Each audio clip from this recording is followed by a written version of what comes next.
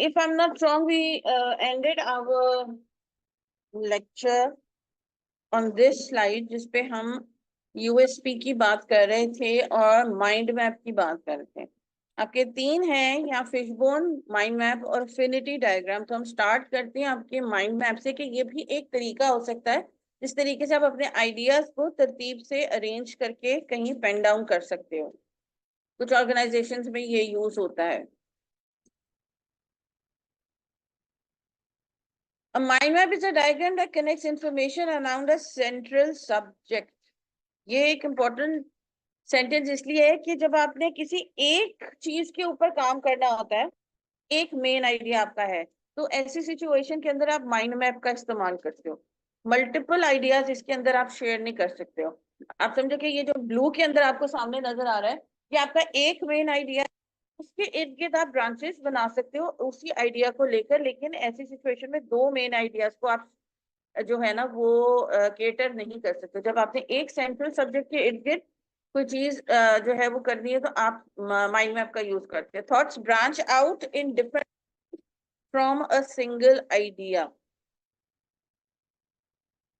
एक मिडिल में single idea आपका होता है, एक से ज्यादा हम माइंड मैप में नहीं रख सकते हैं।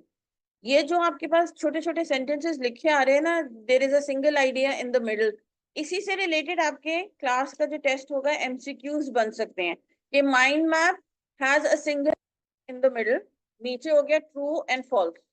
तो अगर आप स्लाइड्स को ध्यान से समझ रहे हो, पढ़ रहे हो और लेक्चर्स ले रहे हो, समझ रहे हो, तो आपको फिर वो एमसीक्यूज का जो टेस्ट है वो देने में प्रॉब्लम नहीं होगी कि ओके माइंड मैप में यही होता है, एफिनिटी में यही होता है। राइटिंग प्रोसेस की तीन चीजें जो हमने की हैं कोर्स के अंदर, और पहले में क्या होता है, दूसरे में क्या होता है, तो वो अगर समझे भी हैं कॉन्सेप्ट तो आपको जो है वो एमसीक्यूज देना मुश्किल नहीं होगा। और ये भी मैं एक बात बता दूं, कभी कभी मैं एज इट इज यहीं से कॉपी पेस्ट करके आपका क्वेश्चन बना देती हूँ, और कभी कभी इंफॉर्मेशन वही रहेगी लेकिन अल्फाज डिफरेंट। तो ये ना समझना कि मैंने ये शायद एज इट इज ही उठाया होगा। There is a single idea in the middle of mind map, और फिर नीचे ऑप्शंस होंगे, यही चीज होगी लेकिन आगे पीछे वर्ड हो सकते हैं। इंफॉर्मेशन में चेंज कर दी ताकि ये देखना है कि बच्चे का कॉन्सेप्ट क्लियर हो रहा है या बच्चा कहीं स्लाइड रट तो नहीं रहा। ठीक है, रटना अच्छी आदत नहीं है और मैं बड़ा डिस्करेज करती हूँ पॉइंट ऑफ व्यू से। जी ऑनलाइन स्टूडेंट्स, आपको भी क्लियर हो रहा है ये पॉइंट्स। गूगल क्लासरूम पे आपके टेस्ट जो हैं वो एमसीक्यूज बेस्ड अपलोड होते हैं, और टाइम फ्रेम आप लोगों को बता दिया जाएगा कि इतने बजे से इतने बजे तक आप लोगों का टेस्ट अपलोडेड होगा, उसके बाद अवेलेबल नहीं होगा। तो उसी टाइम फ्रेम में आप लोगों ने अपना जो है वो टेस्ट करना होगा। देर एंड देन आप लोगों को आंसर्स मिल जाएंगे सही, अगर आपका कोई गलत हुआ है, और पता चल जाएंगे उसी वक्त जैसे ही आप अपने टेस्ट को सबमिट कराओगे।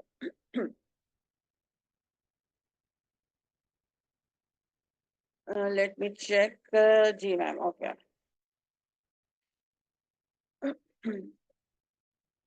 ब्रांचेस के अंदर बस बेसिकली आपने ये माइंड में रखना है, माइंड मैप में एक सिंगल आइडिया मिडिल में होता है और उसकी फिर हम ब्रांचेस। याद है हमने बात की थी कि रैंडम ब्रांचेस नहीं निकाल सकते, जैसे हम वो बचपन में सूरज बनाते थे ना, सर्कल बना के और लाइनें बनाकर, वो बच्चों की तरह है ये कुछ वैसा ही। लेकिन अगर आपने एक सब आइडिया बनाया है तो उस सब आइडिया के मजीद कोई पॉइंटर्स है तो वो उसके आगे ब्रांच उसकी निकलेगी, ना कि मेन आइडिया के आगे आप उसकी ब्रांच आप निकाल दोगे।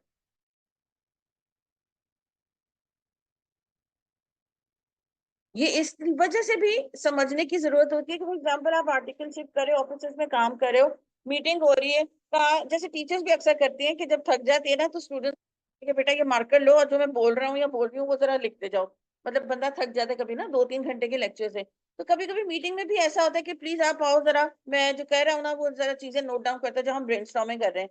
तो हमें पता तो हो ना कि अगर हम माइंड मैप यूज कर रहे हैं तो उसमें किस तरह माइंड मैप को, या ऑलरेडी अगर आपका कोई हाई फाई किस्म का ऑफिस है और उसमें आपका टेम्पलेट ऑलरेडी बने हुए हैं, स्क्रीन भी आपकी बनी हुई है, वो ऑनलाइन स्क्रीन लगे हुए हैं, तो आपने सिर्फ जो है ना वो लिटरली लाइनें ही ड्रॉ करनी है। तो बट यू शुड नो कि आपका ये माइंड मैप या एफिनिटी डायग्राम को बना हुआ तो है, लेकिन उसमें लिखनी कहाँ है चीजें। तो वो इस वजह से भी थोड़ी सी ट्रेनिंग हो रही है कि आपको बनाने भी वहां आपको भी काम दिया जा सकता है, not only for the paper. इससे एफिनिटी डायग्राम क्या है और माइंड मैप क्या होता है वो आपसे एग्जाम में कोई सवाल नहीं पूछने वाले।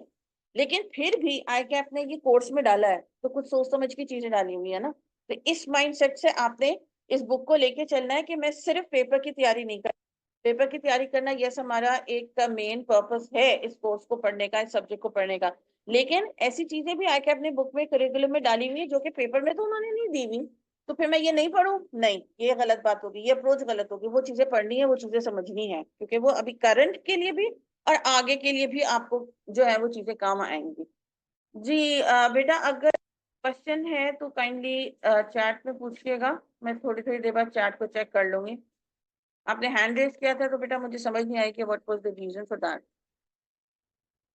अफिनिटी डायग्राम की पहले मैं शक्ल दिखाती हूँ, वो कुछ ऐसा होता है। अगेन ये नॉर्मल मैंने गूगल से उठाया हुआ है आपका जो पिक्चर है। जरूरी नहीं है कि ये कलर कोऑर्डिनेशन ही हो, जरूरी नहीं है इस तरह के बॉक्स हो। बेसिकली एक कॉलम और आपकी रो होनी चाहिए अफिनिटी डायग्राम के अंदर, ताकि ऊपर के साइड के ऊपर आप हेडिंग्स लिख सको और नीचे के साइड पे उन हेडिंग्स की जो है ना वो डिटेल्स लिख सको। एक एग्जांपल अगर मैं दूं कि इस चीज का, कि अगर जैसे खुश नहीं होना, मैं वैसे एग्जांपल दे रही हूँ कि हम अगर यहाँ एक जो है ना वो आप लोगों की वेलकम पार्टी रखते हैं, ठीक है, तो वेलकम पार्टी रखते हैं तो हम सोचते हैं अब क्या बच्चों को देनी है तो किस तरह इसको हैंडल करेंगे सारी चीजों को। एक इंसान या दो इंसान ये नहीं इतना बड़ा काम कर सकते हैं। तो फिर क्या होगा, हम बैठेंगे अगर प्लानिंग कर रहे हैं, आइडियाज निकाल रहे हैं कि अब ये भी तो सोचना वेन्यू होगा, हम कैंपस में करेंगे कि हमने किसी होटल में रेस्टोरेंट में करनी है, खाना पीना क्या होगा, सबसे बड़ी बात कि हमारा बजट क्या होगा, हमारे स्टूडेंट्स कितने हैं, सिर्फ स्टूडेंट्स को बुलाना है या उनके टीचर्स को भी हमने बुलाना है, ये सारे अभी सोचना है। तो ऐसी सिचुएशन में कि जब हमने मल्टीपल चीजों के ऊपर सोचना होता है, तो फिर हम अफिनिटी डायग्राम का इस्तेमाल करते हैं आइडिएशन के लिए, कि हमने सिर्फ एक चीज पे नहीं सोचना। तो है कि बच्चों को खाने पे बुलाना है, तो उस दर हम हेडिंग कर लेंगे फेयरवेल या आपकी वेलकम पार्टी। अब उसके अंदर काफी काम करने हैं ना, किसी को खाने का इंतजाम संभालने को देना है, किसी को जो है वो बच्चों को जो है वो कई दफा वो होता है कि कल्चरल प्रोग्राम टाइप्स जो कर रहे होते हैं एक्टिविटीज, तो किसी एक ग्रुप की या दो लोगों की जिम्मेदारी होगी कि जी बच्चों के साथ एक्टिविटी प्रोग्राम जो करना है वो उसके लिए प्रिपेयर करना है, तो उनको इन्फॉर्म करना है, तो वो डिफरेंट लोगों की या डिपार्टमेंट की या ग्रुप ऑफ पीपल की डिफरेंट रिस्पॉन्सिबिलिटीज होंगी, तो वो यहाँ मेंशन की जाती है ऊपर। फॉर एग्जाम्पल यहाँ अगर हम बात करें वेन्यू की, यानी कि लोकेशन जहां हमारा वो गेट टुगेदर होगा, तो उस लोकेशन की हम यहाँ हेडिंग देंगे, यानी कि वेन्यू की लफ्ज हम यहाँ लिखेंगे वेन्यू, कि हमारा जो वो फेयरवेल पार्टी होगी या वेलकम पार्टी होगी वो होगी कहाँ, वो भी हम बाद में सोचेंगे कि कहाँ होनी है, हम अभी हेडिंग्स तो दें। फिर यहाँ केटर्स या फूड या मेन्यू, उसकी कोई आप हेडिंग दोगे कि हमारा क्या है। फिर यहाँ बजट आ जाएगा कि हमारा बजट क्या है, कि जिसके अंदर हमने रह कर जो है वो ये चीजें, अभी हम हेडिंग्स ही लिख रहे हैं, तो हमने मल्टीपल चीजों के ऊपर काम करना है। उसके बाद फिर हम ये नीचे अपने पॉइंट्स बनाएंगे कि बजट हमारा इतने से इतना जो है खाने के लिए, इतने से इतना जो है वो लाइटिंग के लिए, इतने से इतना जो है वो फॉर एग्जांपल अगर चेयर्स वगैरह हमने खुद बंदोबस्त करनी है फर्नीचर, तो वो उसके लिए, तो बजट के भी ब्रेक डाउन होता चला जाएगा, मेन्यू का भी फिर आपका ब्रेक डाउन होता चला जाएगा, और इसी तरह फिर आपका वेन्यू फॉर एग्जांपल चार पांच या तीन की हम ऑप्शंस रखते हैं माइंड में। आप दोनों जाकर पूछ के आना कि इन तीनों जगहों के ऊपर कौन सा हमें फिजिबल रख रहा है, सस्ता कौन सा है, वहां इतने सारे बच्चे हमारे आ सकते हैं कि नहीं आ सकते, तो ये तीन चार ऑप्शन हमने वेन्यू के नीचे लिस्ट के अंदर डाल दिए। तो हमने, अगर हम इतने सारे चीजों को एक साथ केटर कर रहे हैं just for one occasion one event, और हम इसको तरतीब से ना लिखें, तो बहुत ज्यादा गड़बड़ हो तो जाएगा at the end of the day काम, लेकिन उसमें से गड़बड़ होने के, मिसिंग होने के चांसेस है कि कोई चीज रह जाएगी, फिर याद आएगा ओए वो तो चीज रह गई थी, क्योंकि वो अगेन हमने आइडियाज को सही तरीके से अपना पेन डाउन नहीं किया हुआ था, जब हमने प्लान था बेसिकली उसको सही तरह नोट डाउन नहीं किया हुआ था। तो हमारे से अरेंजमेंट सही हो, फ्लो के अंदर हमारा काम होता रहे, जो टाइम फ्रेम हम है वो उसी टाइम फ्रेम में हम अपना सारा काम कर लें, तो उसकी अपनी सहूलत के लिए हम इस तरह के अरेंजमेंट्स करते हैं अपने आइडियाज को नोट डाउन करने के लिए।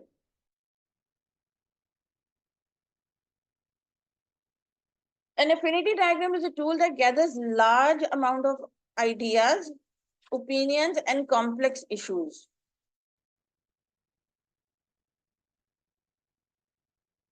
और हर एमसीक्यू आपका ट्रू एंड फॉल्स का नहीं होगा। अब ये भी हो सकता है कि an affinity diagram is a tool that, और नीचे ऑप्शंस आ जाएंगे। It is often used to analyze brainstorming sessions or survey results. आपके ग्रुपिंग के अंदर आपके आइडियाज जो हैं वो हम डाल देते हैं कि वेन्यू के अंदर, जारी बात है नीचे हम बजट तो नहीं लिखेंगे, वेन्यू का मतलब है कोई लोकेशन, तो वेन्यू के नीचे लोकेशन ही आनी चाहिए। या बजट के अंदर हम मेन्यू नहीं लिखेंगे, बजट के अंदर कहीं ना कहीं हमारे पैसों के से रिलेटेड बात होनी चाहिए, फाइनेंस से रिलेटेड, तो वो हम लिखेंगे कि भाई मैंने अकाउंट्स वाले डिपार्टमेंट से कितने पैसे लेने, जो भी फाइनेंस या पैसों से रिलेटेड चीज होगी वो हमारे बजट वाले कॉलम में। तो वहां ना मेन्यू आ सकता है, ना वेन्यू आ सकता है, ना नंबर ऑफ स्टूडेंट्स आ सकते हैं, इनवाइट किस किस को भेजना है, वो कोई भी इंफॉर्मेशन हमारी बजट में या फाइनेंशियल वाले में नहीं आ सकती है। अलग अलग हमने ग्रुपिंग करनी होती है। इसमें भी वही रूल है कि अभी आप चीजों को नोट डाउन सिर्फ कर रहे हो, फाइनलाइज नहीं किया है अभी। फॉर एग्जाम्पल जो आप लोगों को मैं कह रही हूँ वेन्यू बताएं, कोई कहेगा ये, कोई कहेगा वो, ये कहेगा 6 8 10 वेन्यू आ गए हमारे पास, हमने उसमें लिख लिए। फिर बाद में हम जब फिल्टर करेंगे तो देखेंगे कि ये तो इतना दूर है। उस वक्त नहीं उनको मना करना कि बेटा आप तो मुल्तान रोड के ऊपर कह रहे हो, आप तो पता नहीं ठोकर के ऊपर कह रहे हो, वो हमें दूर पड़ेगा। उस वक्त जो आइडियाज आ रहे हैं क्योंकि हमने मांगे, आ लेने देते हैं, नोट डाउन कर लेते हैं सारे एक तरतीब से, उसके बाद फिल्टर करते हैं। या टिक एंड क्रॉस, आप समझो इन इजियर वर्ड्स, कि हम टिक एंड क्रॉस करते हैं कि ओके कौन सी चीज हमारे लिए फीजिबल है और कौन सी चीज हमारे लिए इस वक्त फीजिबल नहीं है। इस वजह से नहीं, और जिनका आइडियाज नहीं भी माना जाता है, अगर आप प्रोफेशनली बात करो, तो कोई माइंड नहीं करना चाहिए कि ओके मैंने आइडिया दिया था, मेरा तो माना नहीं गया, अगली दफा मैं नहीं दूंगा वो या दूंगी। इस वजह से आपके आइडिया को शायद फिल्टर में हटा दिया गया, क्योंकि वो उस सिचुएशन के हिसाब से फीजिबल नहीं था। हमारे माइंड में बहुत जल्दी एक चीज आ जाती है कि ओके ये जो है ना इसके कहना मान रहा है, तो ये हो सकता है कि बहुत ज्यादा बटरिंग कर रहा हो, उसकी तरफदारी जानने वाला होगा या होगी। हम ये कॉन्सेप्ट है हमारा अनफॉर्चुनेटली, तो इसको माइंड में इतना ज्यादा हावी नहीं होने देना। आप ये देखो पॉजिटिव साइड के ऊपर कि अगर इस इंसान की या ग्रुप ऑफ पीपल की बार बार बॉस बात मान रहे हैं या जो हमारा सीनियर है वो मान रहे हैं, तो शायद इसके अंदर या इनके अंदर कोई इस तरह के स्किल्स हो जो फॉरेन अट्रैक्ट कर रहे हो जो आपका टीम लीडर है उसको। नॉट ओनली दैट कि वो सिफारिशी होंगे या वो जानने वाले होंगे या वो सिर्फ उनके साथ ही ऑफिस में जो है ना वो अपना वैल्यू बढ़ाने के लिए और बटरिंग वगैरह कर रहे होते हैं ऑल दैट, तो उस इंसान में या उन लोगों में स्किल्स भी तो हो सकते हैं जिसकी वजह से लीडर जो है तो 2 से 3 या 4 मीटिंग के अंदर उन्हीं लोगों से मांग रहा है। तो रादर देन बीइंग जेलस, हमने अपने अंदर देख वो क्वालिटीज जो अगर इनमें हैं, तो मुझे मेरे अंदर अगर नहीं है तो मैंने लेके आनी है, पैदा करनी है, स्किल्स के ऊपर काम करना है। और अगर ऑलरेडी है, मुझे पता था ये आइडिया मेरे माइंड में भी आया था, तो मैंने बोला क्यों नहीं? ये ऐसे मिलती जुलती चीज मेरे माइंड में भी आई थी, तो मैंने बोली क्यों नहीं? इसका मतलब है कि मुझे वोकल होने की जरूरत है। मेरे पास जो माइंड में आइडियाज आते हैं मुझे जो लग रहा है वो फजूल से होंगे, बट वो असल में नहीं होंगे, क्योंकि उसी से मिलता जुलता इन लोगों ने भी तो आइडिया, तो नेक्स्ट टाइम मैं बोलूंगा। तो वो अपने करने की जरूरत है। और this working will be done throughout our lives. हम ये कभी नहीं कह सकते कि मैंने ये सारी चीजें सीख ली हैं। जब तक आप कोई भी इंसान फौत नहीं होता, वो सीखने के अमल जारी रहना चाहिए, तभी आप ग्रो करते हो लाइफ के अंदर। Okay, identify patterns with the ideas generated, यानी कि उसी के आपने अपने आइडियाज को लिखना है जिसकी आपने हेडिंग डाली है। Keep similar ideas together in a header, इधर उधर अपने आइडियाज आपने नहीं डालने हैं। ध्यान रखना है कि उसी कॉलम के नीचे आपने अपने आइडियाज को डालना है ताकि वो एक बेहतर शक्ल कुछ इस तरह की आपको मिले।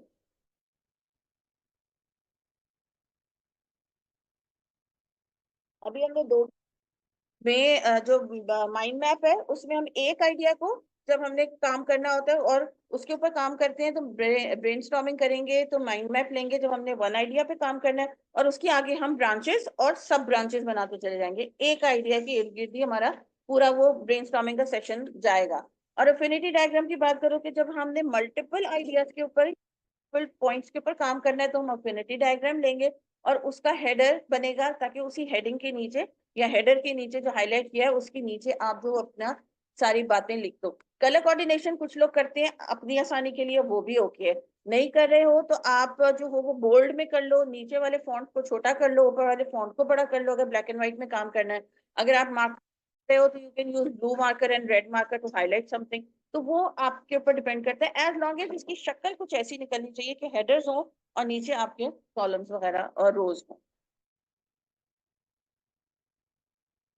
Okay, the last one that your book has is a fishbone diagram. इसको fishbone diagram इसके इसलिए कहते हैं क्योंकि इसकी शक्ल आप देख लो फिश की तरह की है।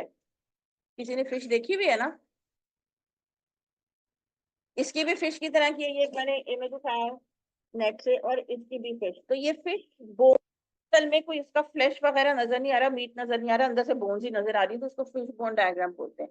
A fishbone diagram is a visual way to look at cause and effect. Basically, ये वाला कॉज एंड इफेक्ट या प्रॉब्लम सोल्यूशन के लिए हम यूज करते हैं फिशबोन डायग्राम। कि अब अगर हम कंपनी में काम कर रहे हैं और बैठे हैं कि जी हमारी है ना वो प्रोडक्शन स्लो हो रही है, ठीक है, पिछले साल या 6 महीने पहले प्रोडक्शन बड़ी तेजी से जा रही थी और चीजें हम प्रोड्यूस भी कर रहे थे।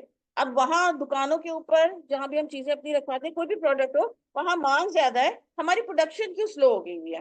तो ये एक कोई प्रॉब्लम हो गया, रीजन या कॉज हो सकता है कि जिसके ऊपर हम बातचीत करने बैठे हैं। तो ऐसी सिचुएशन के अंदर हम जब मीटिंग करते हैं तो फिशबोन डायग्राम का लोग इस्तेमाल करते हैं ताकि आइडियाज वो तरीके से अपना एक जगह रख सकें। जैसे हमने माइंड मैप के अंदर एक आइडिया को मिडिल में लिखा था, तो आप जब इस तरह का कोई मिलता जुलता इमेज इस्तेमाल कर रहे होते हो फिशबोन डायग्राम का, वो हैंडमेड भी हो सकता है। बाय ऑल मींस एक लाइन ड्रॉ करो, इधर एक सर्कल बना दो हेड के लिए और आप लाइन फिन्स के लिए बना दो। तो जो आपने हेड बनाया है उधर आप अपने मेन प्रॉब्लम को लिखते हो, यानी कि इस वाले एरिया में यहाँ लिखा ना वर्ड प्रॉब्लम। तो प्रॉब्लम का मतलब है कि जिस मसले के लिए मीटिंग करने बैठे हो, वो जो मसला है, जो टॉपिक है, वो आपके हेड के अंदर आता है, वो आपने यहाँ लिखा है। अब उससे रिलेटेड आपने फिर जो है ना आइडियाज निकालने के, आज की मीटिंग हमारी ऑब्वियसली मीटिंग से पहले सब को पता होता है कि आज की मीटिंग का एजेंडा क्या है, लेकिन मीटिंग स्टार्ट होते वक्त वो दोबारा इंट्रोड्यूस कराया जाता है कि जी आज की मीटिंग हमने इसलिए कॉल की थी कि हमारी प्रोडक्शन स्लो जा रही है। तो स्लो प्रोडक्शन फॉर एग्जांपल आप हेडिंग के अंदर उसके फिश के हेड में लिख सकते हो। उसके ऊपर भी बातचीत होगी कि आपकी क्या राय है, आपकी क्या राय है कि क्यों हमारी प्रोडक्शन जो है वो स्लो हो रही है। जारी बात है, डिपार्टमेंट या इधर उधर के जो डिपार्टमेंट होंगे उन्हीं से रिलेटेड लोगों को बुलाया जाएगा। उधर से जो है ना कभी कभी फाइनेंस और मार्केटिंग डिपार्टमेंट का भी कोई एक बंदा आ सकता है, ऑल्दो वो प्रोड्यूस नहीं करता, लेकिन मार्केटिंग डिपार्टमेंट को इस वजह से ले आएंगे कि भाई आपने हम तक खबर क्यों नहीं पहुंचाई थी कि पीछे से जो है ना वो मांग इतनी आ रही है, तो हमने तो अपनी प्रोडक्शन जो है वो नॉर्मल रखी, ये सोचा था रमजान चल रहा होगा तो हमारी स्लो भी चल जाएगी तो चलेगी। तो मार्केटिंग डिपार्टमेंट वाले को शायद इस वजह से भी बुला सकते हैं क्योंकि आपने बताया नहीं कि पीछे से मांग इतनी थी, तो हम अपनी रमजान था या जो भी था अपनी प्रोडक्शन अपनी फास्ट कर देते। तो कभी कभी डिफरेंट डिपार्टमेंट से भी आपको कोई एक आध बंदा बुलाना पड़ सकता है, नॉट नेसेसरी कि प्रोडक्शन वाले एरिया या डिपार्टमेंट से ही आप इंसान को किसी को बुलाते हो।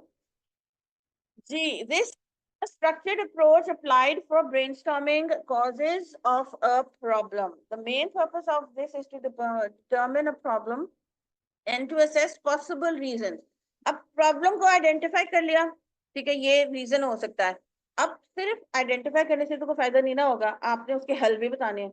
तो वहां बैठ के फिर आइडेंटिफिकेशन करने के बाद हो सकता है कि हमारी स्लो प्रोडक्शन जा रही है, अब हम अपना उसको ओवरकम कैसे करें, अपने काम को अब कैसे इस मसले का हल निकालें, तो वो हल भी फिर आपने जो है वो फिशबोन डायग्राम में ही नोट डाउन करना होता है। ऊपर की साइड पे फॉर एग्जांपल अगर आप मसलों को डिस्कस कर रहे हो, उनके रीजन सब आइडियाज यहाँ डिस्कस करोगे और आप उनका हल आप यहाँ बता सकते हो कि ये एक मेन हल है, अगर हम ऐसा करेंगे तो हो सकता है। तो ये जो एरोस देख रहे हो आप, ये भी आपके सब आइडियाज हैं। इधर एक आइडिया है सब, इधर 3 सेकेंडरी आइडियाज हैं, तो वो वेरी कर सकता है। जरूरी नहीं इधर 3 है तो इधर भी 3 हो, इधर भी 3 हो, कहीं 2 है, कहीं 1 है, कहीं 3 है, तो वो वेरी करेगा आपका। जरूरी नहीं होता कि आपका एक ही नंबर ऑफ सेकेंडरी आइडियाज। एक ये मैंने उठाया था कि लो कस्टमर सेटिस्फैक्शन है, कोई किसी का रेस्टोरेंट होगा तो पता चला है कि हमें कंप्लेंट्स आ रही है, वो हम लोग फिल नहीं करके देते उनको सर्वे फॉर्म्स, तो सेटिस्फैक्ट्री है कि नहीं है। तो उनको पता चला रेस्टोरेंट वालों को कि हमारा जो है कस्टमर्स जो है वो सेटिस्फाइड नहीं है, तो इसके लिए मीटिंग कॉल की गई है। तो अब बताएं कि क्या रीजन है कि कस्टमर्स हमारे सेटिस्फाइड नहीं है, क्या रीजन हो सकता है मैटर आपके माइंड में। तो वो फिर हम उसके ऊपर बंदा बहस कर सकता है कि ये रीजन हो सकता है, पैसे ज्यादा है, क्वालिटी अच्छी नहीं है, टाइम हमने कम कर दिया है, या फॉर एग्जांपल रोड की कंस्ट्रक्शन हो रही है बाहर तो वो गाड़ियां पार्क नहीं की जा सकती हैं, तो इस वजह से शायद लोग कम आ रहे हैं, वट एवर द रीजन में भी। अब उसको ओवरकम कैसे करना है, पहले आइडेंटिफाई करेंगे फिर उसको ओवरकम कैसे करेंगे कि भाई प्रोडक्शन या हमारी कस्टमर अगर हमसे है तो कुछ तो हल निकालना है ना, ऐसे तो फिर हम नीचे ही चलते चले जाएंगे और फिर हमारा रेस्टोरेंट बंद भी हो सकता है। तो मसले को आइडेंटिफाई करते हैं, फिर उसका सोल्यूशन भी बताते हैं। इधर तक क्लियर है? Okay good. ये तीन मेन थे जो आपकी बुक में है, वरना और भी काफी सारे होते हैं कि जिन तरीकों से हम अपने आइडियाज को पेन डाउन कर सकते हैं या नोट। अच्छा, ये कुछ मैंने जो है वो लिंक्स शेयर किए हुए हैं। जब आप लोग अपनी वेब ये पीपीटी ओपन करोगे तो ये क्लिकेबल है। Just in case if you want to read, किसी को शौक होता है थोड़े से कुछ एक्स्ट्रा इन्फॉर्मेशन का, तो ये आप लोग रीड आउट कर सकते हो। ये क्लिकेबल है, क्लिक करोगे तो आपकी वेबसाइट ओपन हो जाएगी। जरूरी नहीं है, just for the sake if you are interested.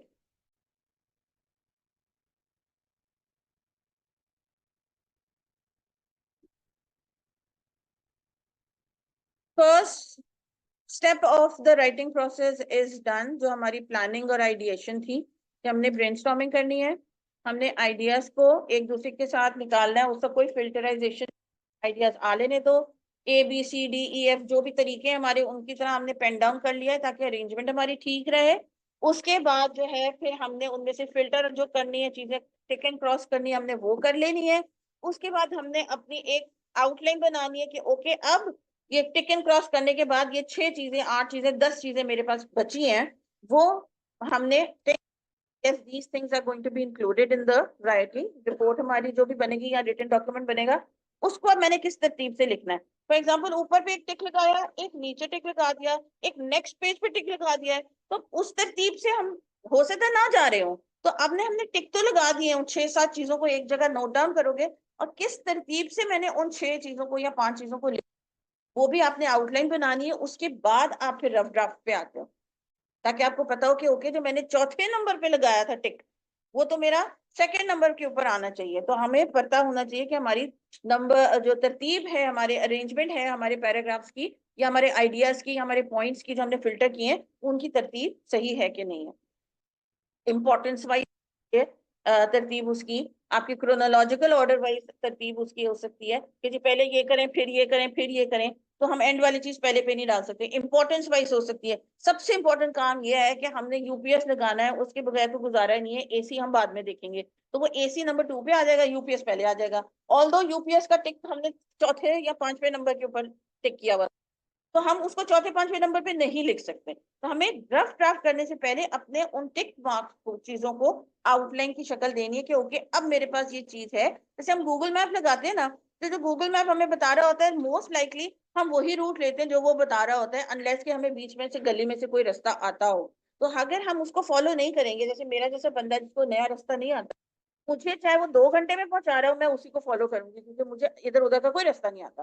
तो स्पेशली कि जब आपको पता है कि मेरे से गड़बड़ हो सकती है, या जो मैंने आउटलाइन बनाई है, तो व्हाई नॉट फॉलो दैट। तो उसी आउटलाइन को फॉलो करो कि अच्छा, आप ये नंबर 1 पे ये कह रहे हैं, नंबर 2 पे मैंने ये लिखा था, तो वही हम लिखें ताकि हमारी अरेंजमेंट खराब ना हो। ये बहुत जरूरी होता है।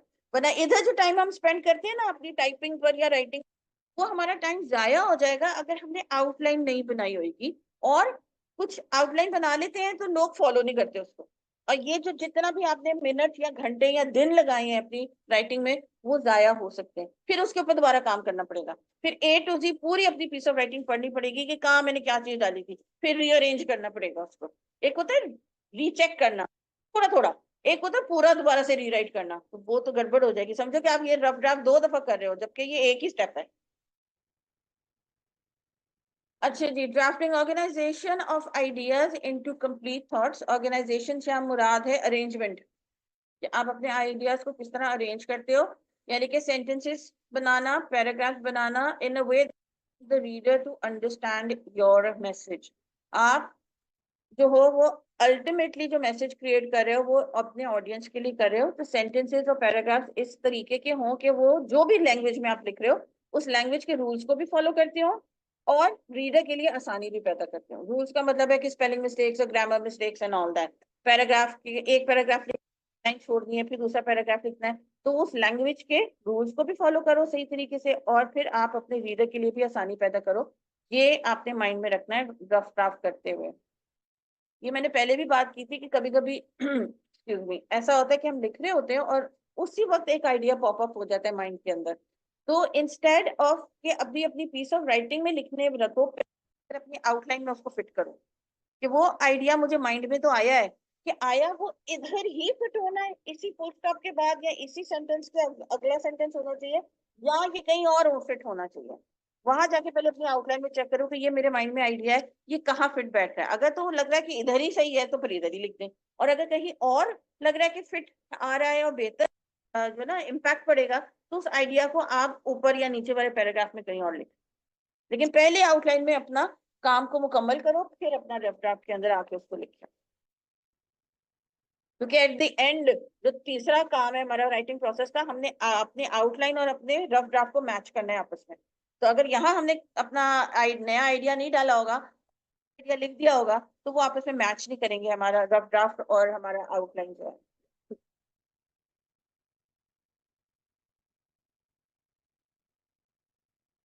अच्छा, here you also begin to connect your ideas. At the end of this step of the writing process, the author will have a complete rough draft. जब आपके सारे points आपने जो outline, जब आप वो नोट डाउन कर लेते हो, टाइप कर लेते हो या हैंड रिटन कर लेते हो, तो आपके सामने एक रफ ड्राफ्ट की शक्ल में एक चीज आ जाती है, जिसको अभी हमने प्रेजेंट नहीं करना, अभी चेक करना है। जैसे मैं बात करूं कि आप लोग जैसे लड़के अगर वर्कशॉप जाते हो बाइक वगैरह बनाने के लिए, तो बहुत कम ऐसा होता होगा ना कि वर्कशॉप गए और पैसे दिए और बाइक उठा लिए। जिस काम को बनने दिया था वो चेक करते हो कि नहीं करते हो? पैसे दे रहे हैं तो चेक तो करना चाहिए ना। इसी तरह अगर मैं लड़कियों को कहूँ कि खाना बना रहे हो, तो ज्यादातर होता है ना कि we taste the food before dishing it out, यदि कोई नमक मिर्च ज्यादा तो नहीं हो गई है ना, ऑल दैट। तो वो आपका रीचेकिंग का प्रोसेस है। अभी आपके सामने एक रफ ड्राफ्ट बना है, अभी आप उसको किसी को प्रेजेंट नहीं कर सकते, आप उनको पैसे देकर बाइक उठा नहीं सकते, अभी आपने चेक करना है। तो समझो कि अभी आपका आधा काम या 25% काम हो गया है, अभी बाकी काम आपका रहता है कि आपने उसको रीचेक करना है। तो ये आपके सामने अभी एक रफ ड्राफ्ट बना है, तो कि आप किसी को अभी प्रेजेंट नहीं कर सकते। उसमें से थोड़ी बहुत गलतियां शायद निकल आए, शायद ना भी निकले, लेकिन अभी हम चेक करेंगे तो पता चलेगा ना कि गलतियां हैं भी कि नहीं है। तो ये अभी सिर्फ रफ ड्राफ्ट है। Rough draft is not sent for printing और टू द रिसिपिएंट, ना प्रिंट के लिए जाता है वो, ना आप अपने रिसीवर को वो भेजते हो एज इट इज, क्योंकि अभी उसका एक फाइनल रिव्यू या रिवीजन वाला काम जो है वो रहता है, वो फाइनल वर्जन नहीं है जिसपे आप 100% कॉन्फिडेंट हो कि हाँ जी ये मेरा काम है और ये अब मैं प्रेजेंट कर सकता हूँ किसी को।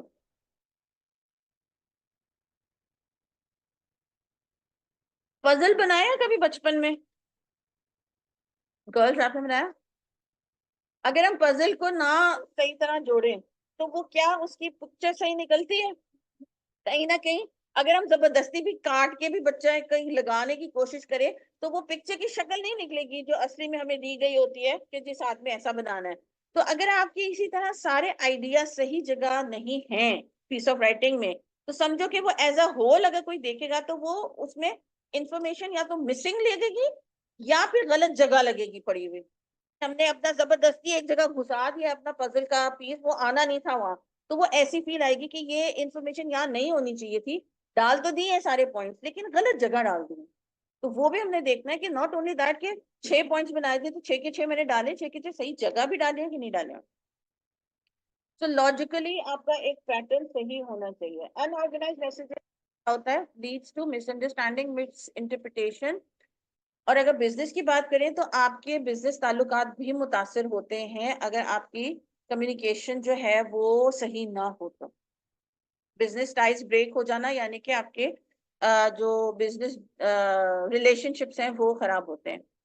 इतने हद तक इम्पोर्टेंट है कि आप अपनी piece of write. Common organizational types जो है, ऑर्गेनाइजेशन टाइप्स मतलब अरेंजमेंट के, किस तरह आप कॉमन या यूजुअली अपने आइडियाज को अरेंज करते हो या किए जाते हैं। सीक्वेंस में अगर कोई चीज आपने बतानी है तो, कोई कॉज एंड इफेक्ट में अगर आपने कोई, कभी हमने बात की थी फिश बोन डायग्राम की। कभी कभी कंपेयर और कंट्रास्ट करना पड़ता है अगर हम अपना मीटिंग करने बैठे हैं, कंपेटिटर्स की बात कर रहे हैं कि जी हम भी ये लैपटॉप बनाते हैं, XYZ कंपनी भी ये लैपटॉप बनाती है, तो ऐसा क्या है हमारे और उनके लैपटॉप में जिसपे हम कंपेयर और कंट्रास्ट करें। कि कंपैरिजन मीन्स कि सिमिलैरिटी क्या है, और कंट्रास्ट मीन्स कि आपका डिफरेंट चीज क्या है, कि हम ब्लैक कलर का बनाते हैं, वो रेड भी बनाते हैं, वो ब्लू भी बनाते हैं, तो कलर का डिफरेंस आ गया। तो कभी कभी कंपेयरिंग और कंट्रास्टिंग के ऊपर भी आपको मीटिंग करनी पड़ जाती है, आइडियाज बनाने पड़ जाते हैं, और फिर उस चीज को आपने एक रिपोर्ट की शक्ल या डॉक्यूमेंट की शक्ल भी देनी होती है। प्रॉब्लम सोल्यूशन की भी हम बात करते हैं, अक्सर बात करते हैं मीटिंग्स के अंदर, और फिर आपको अपना करनी पड़ती है। इसके ऊपर तो हमने बात की थी डायरेक्ट और इनडायरेक्ट की, if I am not wrong, की थी ना। आईडा के ऊपर, AIDI के बाद हमने बात की थी। डायरेक्ट अप्रोच हम कब यूज करते हैं, कौन बच्चा बताएगा?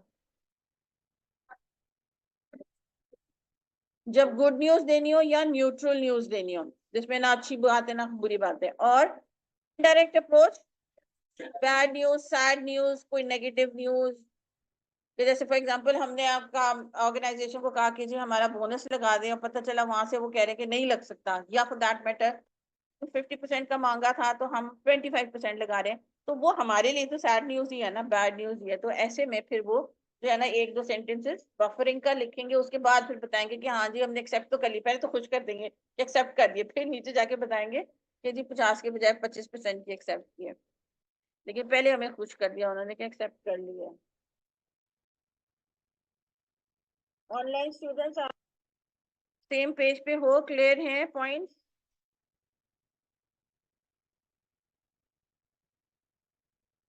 पॉइंट्स टू पॉन्डर मीन्स कि कुछ चीजों को माइंड में रखने की जरूरत है व्हाइल यू आर ऑर्गेनाइजिंग और arranging your ideas.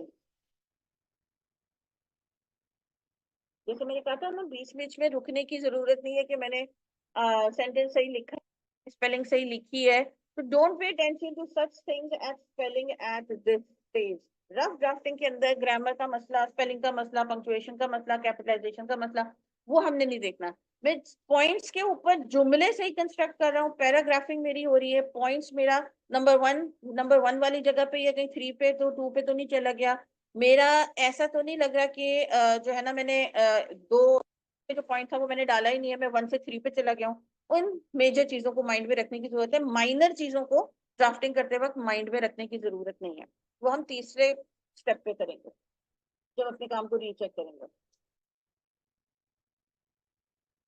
This draft यानी कि जो रफ सेक्शन होता है या स्टेप होता है, वो राइटर सेंटर्ड होता है। अभी आप अपने लिए लिख रहे हो, अपने लिए लिख रहे हो इन द सेंस कि अभी आप किसी को प्रेजेंट तो कर ही नहीं रहे हो ना।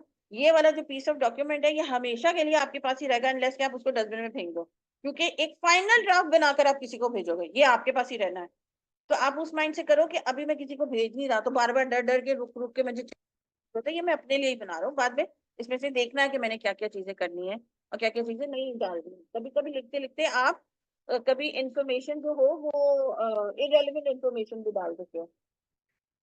रेलेवेंट पॉइंट्स टुगेदर, ये मेजर पॉइंट्स को माइंड में रखने की जरूरत है कि मैं अपने रेलेवेंट आइडियाज को एक साथ ग्रुपिंग कर रहा हूँ। जैसे अभी हमने माइंड मैप में शायद बात की थी कि अफोर्डेबल है, और उसका हमने एक पॉइंट सब पॉइंट बनाया था कि वो शायद रीयूजेबल है। तो जब मैंने की बात की है तो साथ में मैंने रीयूजेबल की बात की है कि नहीं की है? अपने दोनों आइडियाज को एक साथ ही लेके गया हूँ, या यहाँ अफोर्डेबल की बात कर ली और कहीं नीचे जाकर मैं चौथे पांचवें सेंटेंस के अंदर जो हूँ वो, या अगले पैराग्राफ के अंदर मैं बात करूँ वो, हाँ रीयूजेबल तो डाला ही नहीं पॉइंट मैंने, तो वो तो कहीं नहीं हो रहा। मेरे आइडियाज सही तरीके से ग्रुप हो रहे हैं, साथ चल रहे हैं, जिनको साथ साथ होना चाहिए, या जिनको नहीं वो तो कहीं मैंने साथ में डाल दिया। तो इनको, इन पॉइंट्स को माइंड में रखने की अभी जरूरत है, माइनर पॉइंट्स को माइंड में नहीं रखना। अपना मेन आइडिया हमारे माइंड में हर वक्त फ्रेश रहना चाहिए कि मैं किस लिए लिख रहा हूँ, मेरा मेन आइडिया क्या है। जैसे अगर वो एफिनिटी डायग्राम की बात करें कि मेन आइडिया हमारा है कि फेयरवेल पार्टी या हमने जो है वो वेलकम पार्टी देनी है, तो वो मेरा मेन आइडिया है जो भी आपका डॉक्यूमेंट बना रहा है। तो उसको वो चीज माइंड में रखनी है कि कौन सा मेरा मेन आइडिया, जिसके ऊपर बैठ के मैंने ये सारे पॉइंट्स बनाए हैं और जिसके ऊपर मैं हमारी मीटिंग हुई थी, तो मेन आइडिया क्या था हमारा, जो वो उसकी कस्टमर सेटिस्फैक्शन वाला हमारा मेन आइडिया है। तो जब हम मेन आइडिया को अपने माइंड में फ्रेश रखते हैं तो हमारा डिट्रैक्ट होना, या जिसको उर्दू में कहते हैं ना वो कम रहता है, क्योंकि हमारा माइंड में फ्रेश रहता है, क्योंकि मैंने इसके ऊपर ही लिखना है, तो मेरे आइडियाज इधर उधर नहीं जाने चाहिए। डायरेक्ट अप्रोच मैंने अप्लाई करनी है या मैंने इनडायरेक्ट देखनी है करनी है, वो आपको पता होना चाहिए कि मैंने पीस ऑफ डॉक्यूमेंट जो बना रहा हूँ उसमें मैंने कौन सी न्यूज ब्रेक करनी है। कहीं कभी कभी आपका पीस ऑफ डॉक्यूमेंट टेबल्स या डायग्राम्स या किसी विजुअल की जरूरत पड़ जाती है कभी कभी। तो वो आपने देखना है कि मैंने जो है, अगर मेरे आउटलाइन में था कि मैंने इस स्टेप के ऊपर टेबल फिगर 1 डालना था या 1.1 डालना था, तो मैंने उधर ही डाला है कि नहीं डाला, आया कहीं इधर उधर तो नहीं हो गया। तो अगर मैंने टेबल्स डालने थे तो 4 मैंने देखे डालने थे, तो मैंने चारों मेरे डले में कि मेरे नहीं डले। उन टेबल्स के अंदर मैंने सही चीजें लिखी है कि नहीं लिखी है, वो हम थर्ड स्टेप पे देखेंगे। अभी हमने सिर्फ देखना है कि मेरी टेबल है कि नहीं है। वो भी जरूरी नहीं होता कि हर पीस ऑफ डॉक्यूमेंट में आपका कोई विजुअल डले। ये जो टेबल्स और चार्ट्स होते हैं, डिपेंड करता है कि अगर आपका पीस ऑफ राइटिंग ऐसी है, सिचुएशन ऐसी है, बॉस ने कहा है कि भी टेबल भी डाल देना, सारी आसानी हो जाती समझने में, तो वो आप डाल दोगे। कुछ लोग कहते हैं कि कुछ कुछ पॉइंट्स आप पैराग्राफ में लिखो, कुछ कुछ पॉइंट्स कुछ कुछ इंफॉर्मेशन आप पॉइंट्स में लिखो, पॉइंटर में लिखो, ताकि वो विजुअल हमें नजर आए अलग से। तो वो भी आपने माइंड में रखना है कि मैंने टेबल डालनी है कि मैंने सिर्फ पैराग्राफिंग के अंदर लिखना है, या मैंने थोड़ा सा पैराग्राफिंग और थोड़े से बुलेट पॉइंट्स में किसी चीज को हाईलाइट करना है, या रोमन 1 2 3 डालकर मैंने लिखना है, बुलेट पॉइंट्स डालने। वो आपको पता होना चाहिए कि आपकी piece of writing as a whole दिखनी कैसी है। सिर्फ पैराग्राफिंग है तो भी ठीक है, पैराग्राफिंग प्लस चार्ट्स है, कोई टेबल है तो भी ठीक है, पैराग्राफिंग प्लस कोई पॉइंट्स है तो भी ठीक है। वो डिपेंड करेगा आपका, मगर पता होना चाहिए। आप फॉर्मल बना रहे हो कि आपकी इनफॉर्मल पीस ऑफ राइटिंग है, ये आपको पता होना चाहिए कि आप फॉर्मल कर रहे हो, क्योंकि आपकी लैंग्वेज चॉइस डिफरेंट हो जाती है फिर इनफॉर्मल के अंदर। और अगर फॉर्मल है तो आप इनफॉर्मल वाली लैंग्वेज या वर्ड चॉइस यूज नहीं कर सकते हो फॉर्मल में। तो ये कुछ चीजें हैं जो हमें माइंड में रखने की जरूरत है।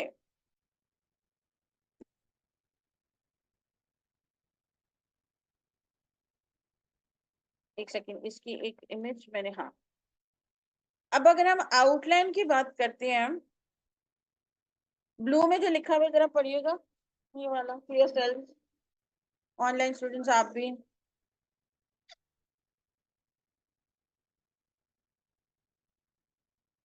क्लस्टर से यहाँ मुराद माइंड मैप टाइप चीज, सॉरी। आउटलाइन की हेडिंग आपने देनी है, मेन आइडिया आपका क्या है जिसके ऊपर अभी हमने पहला paragraph for example body section हमने अपना लिखना है, वो मेन आइडिया आप यहाँ मेंशन करोगे। जैसे अगर हम वो इवेंट की बात करें, तो इवेंट की फॉर एग्जांपल अगर लेफ्ट हैंड साइड, अगर इंग्लिश में बना रहे हो तो लेफ्ट हैंड साइड जो लिखा है मेरे लिए, वो फिलहाल मेरा पहला इंपॉर्टेंट चीज है। या बजट है, ठीक है, तो वो बजट की मैंने हेडिंग दी है, तो यहाँ मेरा मेन आइडिया आ जाएगा बजटिंग या बजट या फाइनेंस। अब उसके नीचे मैंने सेकेंडरी इंफॉर्मेशन उस बजट के नीचे कि हमारा बजट कितना होने वाला है, खाने पे मैं इतना लगाऊंगा, वेन्यू पे मैं इतना लगाएंगे, और वो जो है ना, अगर बच्चों को कुछ गिव अवे देने हैं अपना, तो वो मैंने इतना लगाने हैं, हमारी ऑर्गेनाइजेशन इतना लगाएगी। तो मेन आइडिया मेरा हो गया फॉर एग्जांपल फाइनेंसिंग या बजटिंग या मनी या जो लिखोगे, और नीचे उसकी सेकेंडरी इंफॉर्मेशन लिखते जाओगे। ये आपका मेन आइडिया 1 हो गया। इसी तरह अब आप नीचे चलते जाओगे अपने पेज के ऊपर, फिर मेन आइडिया 2 लिखोगे, यहाँ 1 के बजाय 2 आ जाएगा कि अब सेकेंड आइडिया मेरा क्या था उस कॉलम के अंदर, अगर हम बात करते हैं तो।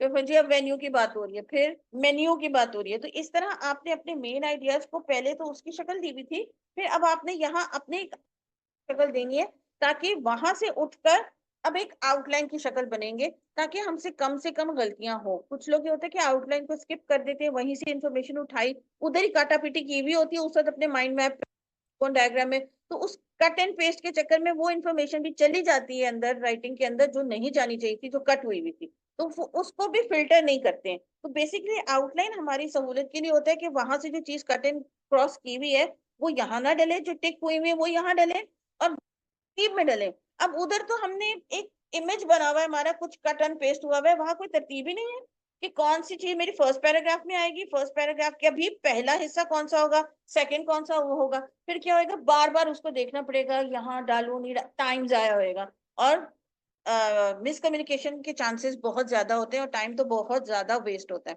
जब आप प्लान बना लेते हो तो यू फॉलो दैट, फिर आप इधर से उधर होने के चांसेस बहुत ज्यादा कम होते हैं, गड़बड़ होने के चांसेस भी बहुत ज्यादा कम होते हैं।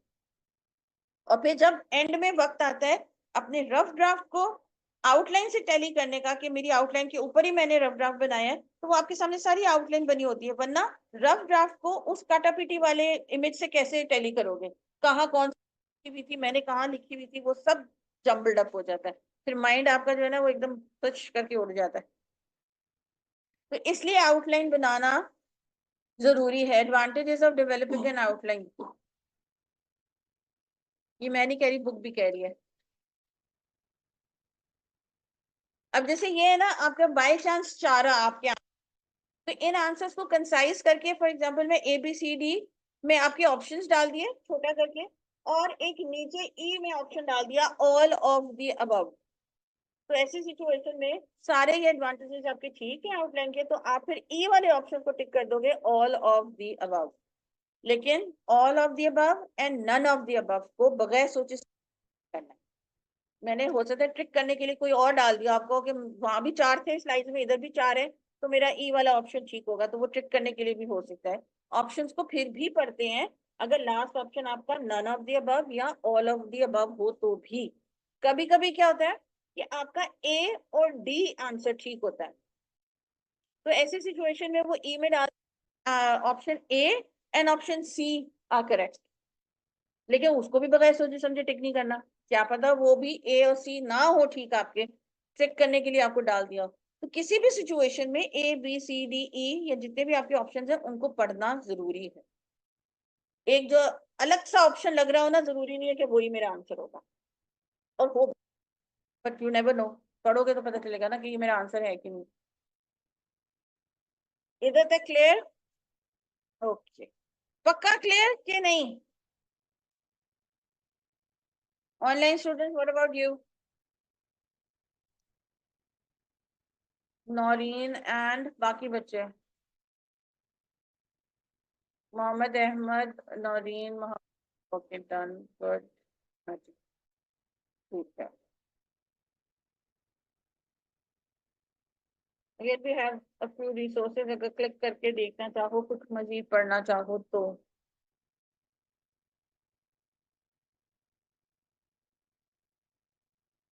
दिस इज द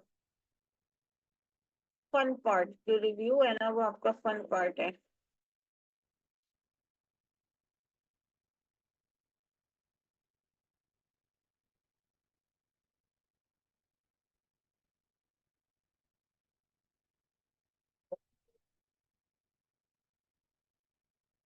विजिबल है ये,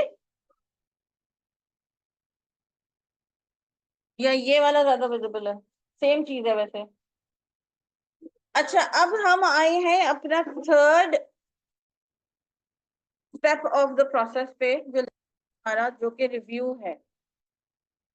ये मेन तीन होते हैं, वैसे तो चार पांच स्टेप्स भी होते हैं आपके राइटिंग के, लेकिन हम इन मेन तीन पे बात करें जो आपकी बुक में मेंशन है, जो इम्पोर्टेंट तरीन है। बाकी दो हमसे ऐसा रिलेटेड नहीं है, उसमें पब्लिकेशन आ जाती है, वो हमारे से रिलेटेड नहीं है। हमने तो सिर्फ राइट करके अपने ऑडियंस को सिर्फ प्रेजेंट कर देना है, क्योंकि ये बिजनेस राइटिंग है, तो बिजनेस राइटिंग के लिए ये first three steps are enough. Third वाला आपका बड़ा इंटरेस्टिंग है, पूरी स्लाइड आगे वाली स्लाइड्स भी इसी में कवर हो जाएंगी। रिव्यू रिवीजन के अंदर आप तीन काम करते हो। आप अपने काम को रिव्यू करने के साथ साथ एडिटिंग भी करते हो, और अपने काम को प्रूफ रीड भी करते हो। एडिटिंग का मतलब होता है कि एक्स्ट्रा इन्फॉर्मेशन को निकालना, कुछ इन्फॉर्मेशन को निकालना, कुछ इंपॉर्टेंट इन्फॉर्मेशन डालना भूल गया था उसको डालना, एंड ऑल दैट, वो भी अब हम देखते हैं। और प्रूफ रीडिंग आपकी ये राइट हैंड साइड के ऊपर है।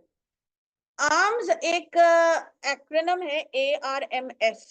इसको अगर हम माइंड में रखते हैं, और CUPS कप्स एक एक्रोनिम है, तो उसको अगर हम माइंड में रखते हैं तो ये चीजें में दिमाग में रहेंगी कि जब भी लाइफ में काम को, अपने या किसी के भी काम को रिव्यू करना है, तो मुझे ये आर्म्स और कप्स को माइंड में रखना है। ए से क्या बनता है? एड। कोई डिटेल्स, कोई डिस्क्रिप्शन, कोई आउटलाइन में इंफॉर्मेशन थी, मैंने डालनी थी, मैंने डाली नहीं है, कोई चीज मैंने ऐड तो नहीं करनी है। आर से रिमूव, लिखते लिखते, ऑल्दो मैंने आउटलाइन बनाई हुई थी, लिखते लिखते मैं कहीं का कहीं चला गया, एक्स्ट्रा इन्फॉर्मेशन डाल दी है, कंफ्यूजिंग इन्फॉर्मेशन डाल दी है। इन्फॉर्मेशन रेलेवेंट ही है, लेकिन जब मैंने इसको पढ़ा है अपने काम को, तो ये मुझे अपना ही जुमला थोड़ा सा कंफ्यूजिंग लग रहा है, तो मेरे ऑडियंस को भी कंफ्यूजिंग लग सकता है, तो मुझे उसको रिमूव कर देना चाहिए। इट्स नॉट दैट कि इररेलेवेंट इन्फॉर्मेशन कोई और चौथा ख्याल मैंने माइंड में आया और वो डाल दिया। कभी कभी अपने ही वर्ड्स ऐसे कंफ्यूजिंग सेंटेंस क्रिएट हो जाते हैं जिसमें एम्बिग्यूटी होती है, तो सामने वाले को समझ में ना आए, तो वो मैंने कहीं रिमूव डाल दिए, तो वो मुझे रिमूव करने की जरूरत है। कोई चीज सेंस नहीं बना रही है, इधर उसकी जरूरत नहीं थी, इसके बगैर भी गुजारा बेहतर, बल्कि इसके बगैर अगर ये मैं एक्सप्रेशन या वर्ड जरूर जुमला, कभी कोई एक वर्ड, दो वर्ड्स, तीन वर्ड्स, एक एक्सप्रेशन, कोई इडियम डाल दिया है, कोई आपने फ्रेजल वर्ब डाल दिया है, कोई यहाँ सही नहीं था, वो मैंने रिमूव करना है। कभी कभी पूरा सेंटेंस भी आप रिमूव कर सकते हो। फिर आता है आपका मूव। जैसे मैंने बात की थी ना, लिखते लिखते पता चला कि ऊपर की इंफॉर्मेशन नीचे या नीचे की इंफॉर्मेशन लिख दिए है, वो आउटलाइन में डालनी मुझे थी, गलत जगह डल गई है, तो आप उसकी प्लेसमेंट चेंज करोगे, उस इंफॉर्मेशन को मूव करोगे, हटाओगे नहीं। Words that fit in another spot, वो वर्ड्स हो सकते हैं, एक्सप्रेशंस हो सकते हैं, पूरा जुमला भी हो सकता है। कभी कभी पूरा एक आइडिया आपका हो सकता है जो एक डेढ़ लाइन का आपने इधर नहीं आना था, कहीं और आना था, तो हमने बेसिकली उस चीज को मूव करना है। या उन्होंने मिनिमाइज करके लिखा हुआ है ना, तो इस वजह से सिर्फ वर्ड्स का लफ्ज लिखा है। ऐसे है सब्स्टिट्यूट, यानी कि रिप्लेस करना। ये वर्ड या ये वर्ड्स या ये जो छोटा जुमला मैंने लिखा है, एक्सप्रेशन मैंने लिखा है, ये ओके है, इससे बेहतर होना चाहिए, तो आप उसी को रिप्लेस करोगे। ना ऐड करना है कुछ, ना डिलीट करना है कुछ, ना मूव करना है उसको, उसकी प्लेसमेंट भी ठीक है, इधर ही आना चाहिए था। इट्स जस्ट दैट कि ये कमजोर वर्ड्स लग रहे हैं, रूड वर्ड्स लग रहे हैं, बहुत ज्यादा एक्स्ट्रा पोलाइट वर्ड्स लग रहे हैं कि मैं बॉस होकर लिख रहा हूँ, मैं अगर इतना एक्स्ट्रा पोलाइट हो जाऊंगा तो वो तो मेरा फायदा उठा लेंगे। तो it could be either way, कि रूड भी ना हो, बहुत पोलाइट भी ना हो, बहुत ज्यादा फर्म भी ना हो कि अगला बंदा कहे कि मैं बहुत बंदा हूँ, और समथिंग लाइक दैट। कुड भी ऐसी एक्सप्रेशन आपका जो आपको लग रहा हो कि रिप्लेस करना है, इसी बात को मैंने कहना तो है, लेकिन इन अदर वर्ड्स, तो वो आप उस चीज को रिप्लेस कर दोगे, तो वो एस से बन जाएगा आपका सब्स्टिट्यूट, यानी कि रिप्लेस करना किसी चीज को। कभी कभी ऐसा होता है कि बहुत वीक वर्ड बचकाना सेंटेंस, कोई ग्रामर की मिस्टेक नहीं है उसके अंदर, लेकिन वो पूरा जुमला ही बहुत ज्यादा बच्चों वाला लग रहा है, तो पूरे जुमले को मैंने बेहतर इंग्लिश में या उर्दू में या पंजाबी जो भी लैंग्वेज है उसको बेहतर करके लिखना है। इधर तक क्लियर है? आर्म्स, ये भी एमसीक्यूज में मैं देती हूँ कि आर्म्स स्टैंड्स फॉर, और उसमें एक सही होता है, बाकी उसमें गलत गलत होता है। अच्छा, फिर आपका आता है एडिटिंग, जिसमें आप अपना प्रूफ रीड करते हो, अपनी स्पेलिंग वगैरह को, पंक्चुएशन को, अनकैपिटलाइजेशन को, इसको प्रूफ रीड भी कहते हैं करना। और इस काम के बाद में पैसे भी मिलते हैं, पता है, अगर आपकी लैंग्वेज पे आपको होल्ड हो तो आप किसी का काम को प्रूफ रीड करो तो you get paid for that. Proof read करना, लिख रहा कोई और है, आपका काम सिर्फ रीचेक करना है। अच्छा जी, सी से बनता है capitalization, usages, punctuation and spelling. अच्छा, कैपिटलाइजेशन का क्या आइडिया है, कहाँ कहाँ करते हैं कैपिटलाइजेशन?